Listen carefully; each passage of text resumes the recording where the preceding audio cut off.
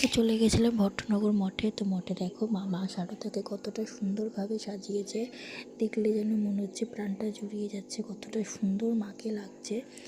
তো যারা এখনও আমাদের ভট্টনগর মঠে যাওনি তারা খুব তাড়াতাড়ি, যারা এখনও যাওনি তারা চলে যাও।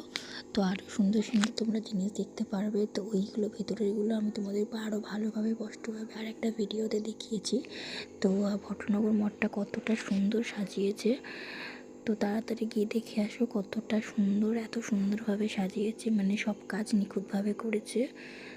তো আমার তো খুবই ভালো লেগেছে। তোমাদের কার কার ভালো লেগেছে অবশ্যই কমেন্ট করে জানিও। চলো আস্তে আস্তে তোমাদেরকে মঠের ভেতরটা, যেখানে মা মানে মন্দির রয়েছে, তো মন্দিরে মা কালী আছে, শিব ঠাকুর আছে, মা শারদা আছে, তারপরে রামকৃষ্ণ আছে, তো আরও অনেক ঠাকুর আছে।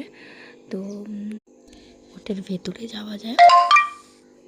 তো গাছের মধ্যে অনেকগুলো লাইট লাগিয়েছে, লাইটগুলো কতটা সুন্দর লাগছে। তো চলো ভেতরে যাই। তো তোমাদের মন্দিরটাও দেখাবো ভেতর থেকে কতটা সুন্দর লাগছে। তো দেখো সবাই এসে দেখছি যে অনেকে পুজো দিচ্ছে, পুজো দেওয়া তো অনেকের হয়ে গেছে। তো আস্তে আস্তে করে মন্দিরের সামনে চলে এলাম, এসে দেখছি মা শারদা এবং রামকৃষ্ণকে কতটা সুন্দর লাগছে, তারপরে বাকি ঠাকুরদেরকেও কত সুন্দর লাগছে। তো যারা এখনও আসতে পারো না তারা খুব তাড়াতাড়ি চলে এসো। Thank you.